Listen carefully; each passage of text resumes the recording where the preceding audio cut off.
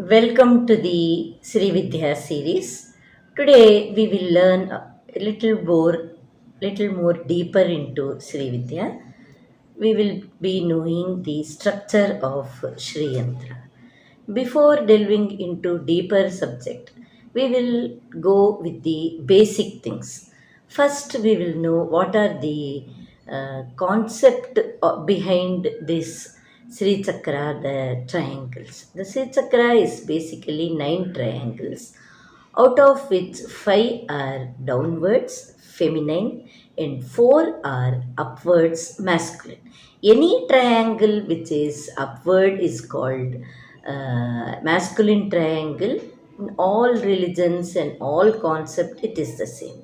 Here also, it is the same. So, downward triangles are always called feminine energy, and upward triangles are always called masculine energy. Here, the difference is between the female and male. We consider all the inward triangles, all the 5 of them, as Shakti Swarupa, and all the upward triangles we call it as Shiva triangle, out of which there are these 5 have they symbolize certain as in the macrocosm, so in the microcosm it has the same correlative energy there. So the 5 feminine female triangles of Shakti is considered as earth, water, fire, air, and sky. These 5 are the 5 feminine energy triangle which are in our body and also in the cosmos. Similarly, the 5 Shiva triangle are Jagrut Avastha in us, the Swapna Avastha, the Sushupti Avastha, and the Turiya Avastha. The Swapna Avastha, first the Jagrut Avastha is the wake stage. This triangle is vibrant during when you are in a wake stage, and the second triangle, which we called Swapna triangle, that is when it is active when you are in the dream state, and in the Sushupti triangle, the third one in the slumber, that is when you are in deep sleep, and Turiya triangle is transcendental, that is transcendental means which is beyond the apprehension of a human being. Varnatita, Bhavatita, Rupatita, that we can't imagine. So that is called the God, that is the Shiva Tattva, is present even in the Turiya stage. There is another stage called Turiyatita stage, but it is not described here. This Turiya stage where you can't, where the energy is still prevalent, but you can't imagine that stage. I will explain it to you a little bit.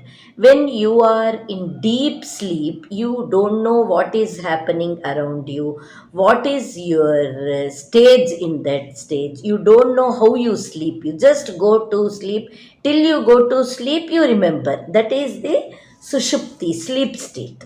But when you attain the Turiya state, that state is as such, you don't have the bodily experience or feelingness. That in that stage also, the energy of God prevails. So that is Turiya stage.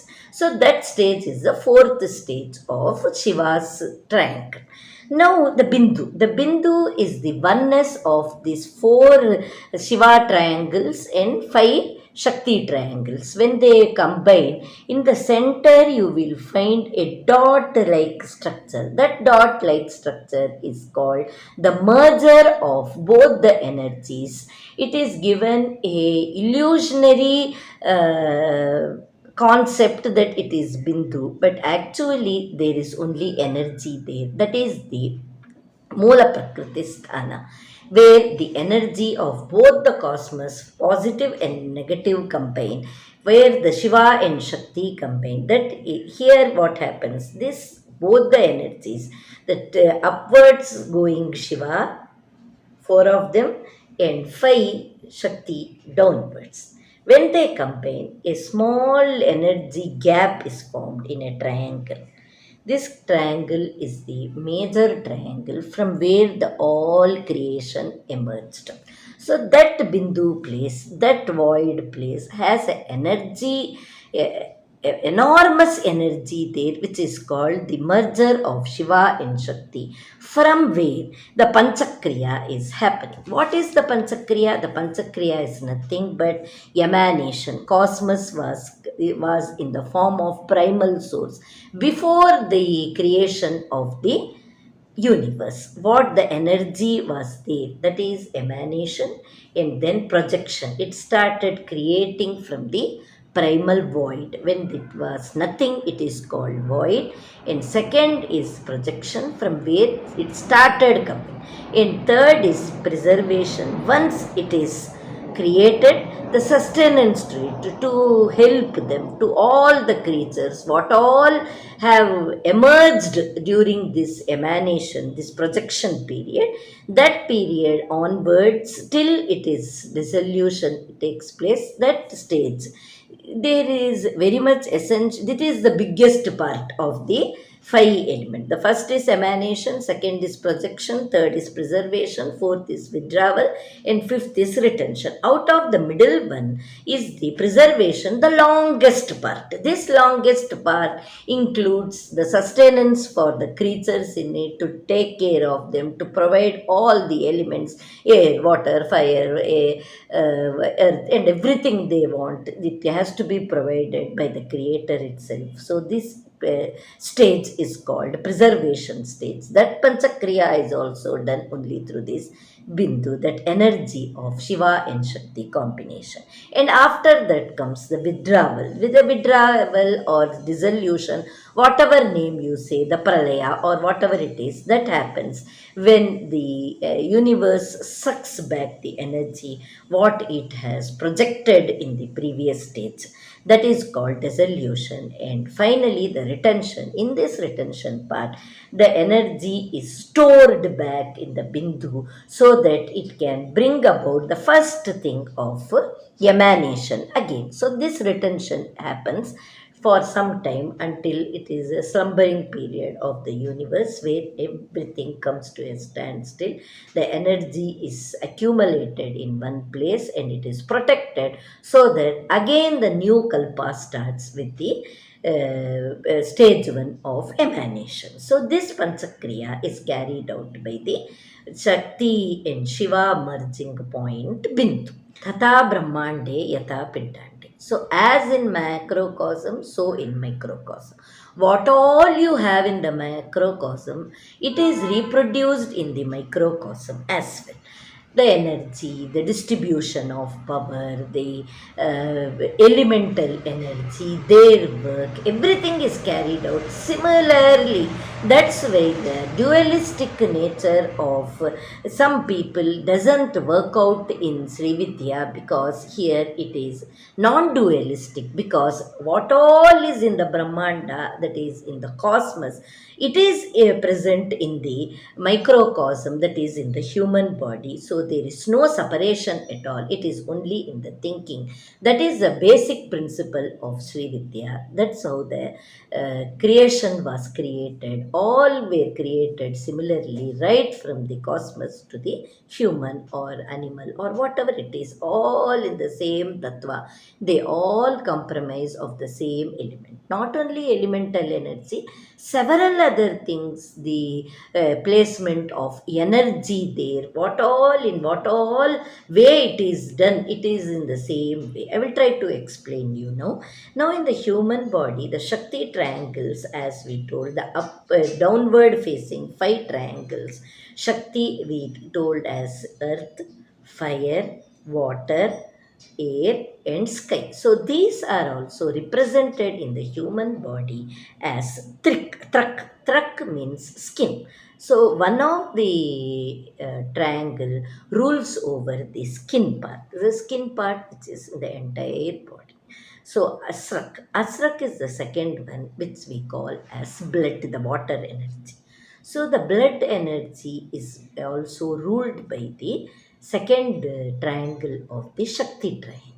The third one is Mamsa, the flesh. Without the flesh, there is no body. So that is also ruled by the third triangle. The fourth triangle is Medha, fat, which makes the muscles and the flesh to function. So that part also is ruled by the Shakti triangle, the fourth triangle.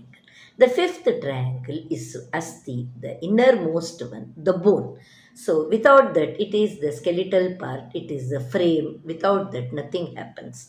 So these five things are ruled by the Shakti triangle. Whenever you get the energy from the Shakti triangle, these four, your skin, your blood, your flesh, your fat, and your bone gets energized. So if you want to energize your all these, your skin you want to energize, you want it to glow, you want a healthy skin, or you have any blood impurity or any health problem related to health like anemia, blood cancer, cells not forming, you have your blood has some deficiency, iron deficiency, calcium deficiency, or whatever it is. So to rectify all that, and also the flesh, over flesh having a lot of you don't you muscle you are not able to build up, or you want to cut down the flesh part of your body, you will have a weak muscle for all that. And for the fat, excessive production of fat or storing of fat, that makes fat there, you want to burn the fat, you want to control the lipid levels in your body. And finally, the bone, you have a bone problem, your bone is brittle, it's not strong, it's not as per the your expectation or as per the medical expectation. So if there is any imbalance, all this you can meditate upon the Shakti triangles of the Sri Chakra. Now we will come to the Shiva triangles. As we have told earlier, Shiva triangles are the upward energy. They have energy, that is the one which has the prana in it, one which has the energy filled in it, which gives energy into any body it enters. It's not that Shakti doesn't has the energy, it has the energy of caring, or it to multiply and to preserve and all. Whereas Shiva's triangles have the energy to penetrate, to give force, to motivate, to emanate, and all. For all those things, Shiva triangles. The Shiva triangle, the first triangle is of Shukla, that is the semen, which is the major contributor of birth. Second is Majja, marrow, the marrow which is inside the bone. The bone, which you see, first we told that everything comes from the bone. Without the skeletal system, nothing exists. But what is in that bone? That is the marrow. That marrow is Shiva. That energy given to the bone is of Shiva. The third one is prana, the breath, which makes, without breath, we say is Shiva. When the prana is there, it is Shiva. So that prana is breath, that is given by the Shiva triangle. The fourth one, the Turiya stage, what we said, that is of the Shiva, is the soul, Jivatma. So that Jivatma existence in this body is of Shiva. So all the Shiva triangles are prana giving, and all the Shakti triangles are prana preserving. So when these two combine together, that makes a perfect contribution to the human body, not only in the human body but all the whole cosmos.